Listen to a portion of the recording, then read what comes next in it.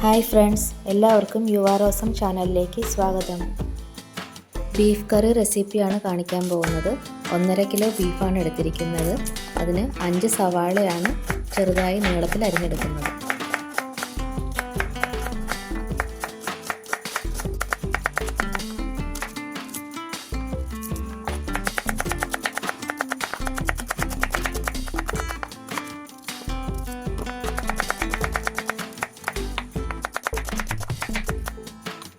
ഇനി വേണ്ടത് തക്കാളിയാണ്.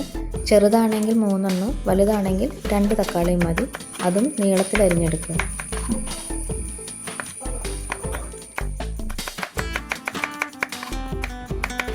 ബീഫ് കഴുകി വാരി വെള്ളം പോകാൻ വേണ്ടി വച്ചിട്ടുണ്ടായിരുന്നു.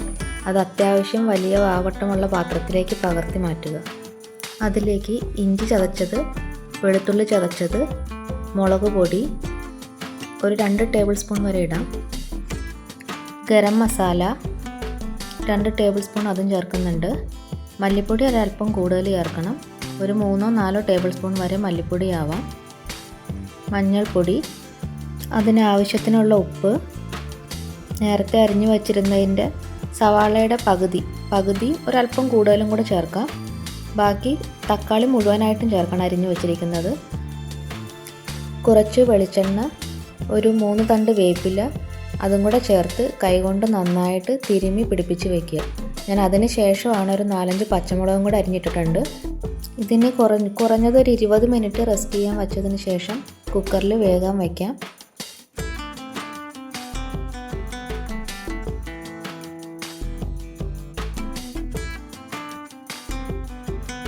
ബീഫ് ക്വാണ്ടിറ്റി കൂടുതലുള്ളത് കൊണ്ട് ഒരു 4 വിസിൽ മതി. ഒരു വിസിൽ വന്നതിന് ശേഷം ഫ്ലെയിം സിമ്മിലേക്ക് ഇട്ടിട്ട് സിമ്മിൽ കിടന്ന് 3 വിസിലും കൂടെ അടിച്ചാൽ ഗ്യാസ് ഓഫ് ചെയ്തിടാം. ഒരല്പം വെള്ളവും കൂടെ ചേർത്താണ് കേട്ടോ ഇത് വേഗം വയ്ക്കുന്നത്. ഇനി ഇത് ഇവിടെ ഇരുന്ന് വിസിലടിക്കട്ടെ. അപ്പോഴേക്കും നമുക്ക് വേറെ ഉരുളിയിൽ കുറച്ച് സാധനങ്ങൾ വഴറ്റാനുണ്ട്. അത് നമുക്ക് വഴറ്റിയെടുക്കാം. ഉരുളിയിൽ എണ്ണ ഒഴിച്ച് അരിഞ്ഞു വച്ചിരിക്കുന്ന സവാളയുടെ ബാക്കി പകുതി ചേർത്ത് ഒരല്പം ഉപ്പും കൂടെ ചേർത്ത് വഴറ്റിയെടുക്കാം.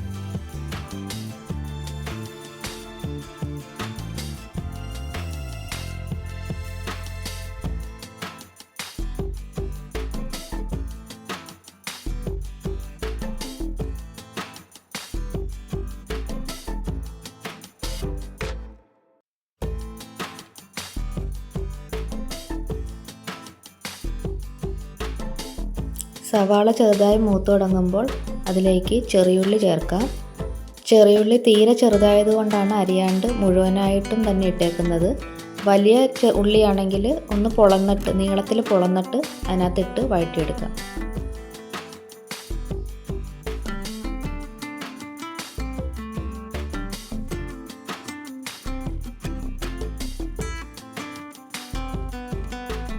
സവാളയും ചെറിയുള്ളിയൊക്കെ ഒന്ന് മൊരിഞ്ഞു തുടങ്ങുമ്പോൾ നമ്മൾ ആദ്യം എടുത്തിട്ട് മാറ്റി വെച്ചിരുന്ന ബാക്കി പകുതിയുള്ള ഇഞ്ചി വെളുത്തുള്ളി അതെല്ലാം മുഴുവനായിട്ടും ചേർത്ത് കൊടുക്കുക.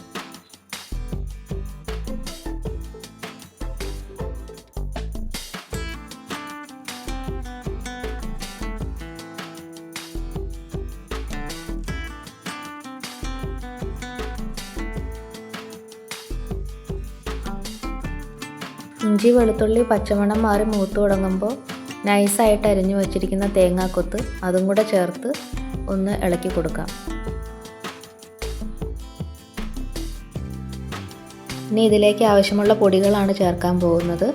സവാളയൊക്കൊന്ന് സൈഡിലേക്കൊന്ന് ഒതുക്കി വെച്ചിട്ട് വേണം, നടുക്ക് എണ്ണ കിടക്കുന്നുണ്ട്, അതിനകത്തേക്ക് വേണം നമ്മൾ പൊടികൾ ചേർത്ത് കൊടുക്കുക. മല്ലിപ്പൊടിയാണ് ചേർത്ത് കൊടുക്കുന്നത്.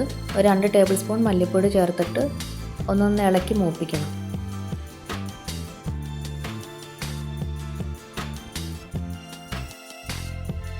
അതിലേക്ക് അതേ അളവിൽ ഗരം മസാല പൊടിച്ചതും ഒരല്പം മഞ്ഞൾപ്പൊടിയും മുളക് പൊടിയും 2 ടേബിൾ സ്പൂൺ കുരുമുളക് പൊടിയും ചേർത്ത് നന്നായിട്ട് ഇളക്കി കൊടുക്കുക.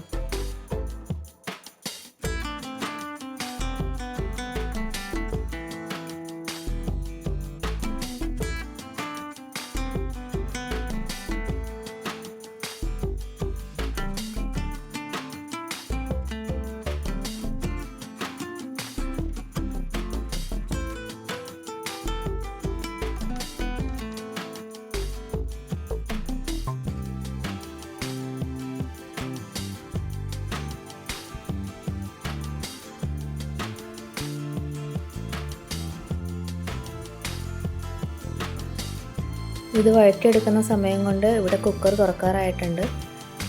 അതിലെ വെള്ളം മാത്രം ഉരുളിയിലേക്കൊന്ന് ഒഴിച്ചു കൊടുക്കുക. അതെല്ലാം കൂടെ ചേർന്നൊന്ന് തിളച്ച് കുറുകി വരുമ്പോഴത്തേക്കും മാത്രം ബീഫ് ചേർത്ത് കൊടുത്താൽ മതി.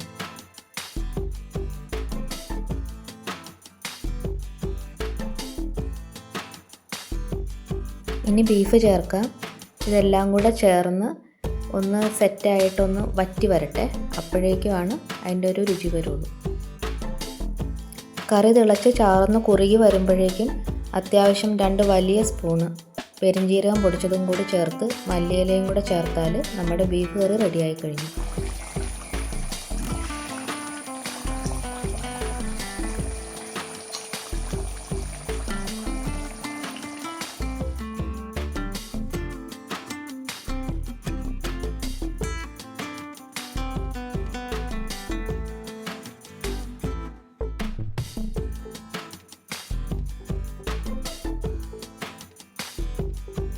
ഇനി ഇതിൽ നിന്ന് ഒരു ചെറിയ കഷ്ണം ബീഫും തേങ്ങാക്കൊത്തും മല്ലിയിലയും കൂടെ ചേർത്ത് ഞാനൊന്ന് കഴിച്ചു നോക്കട്ടെ.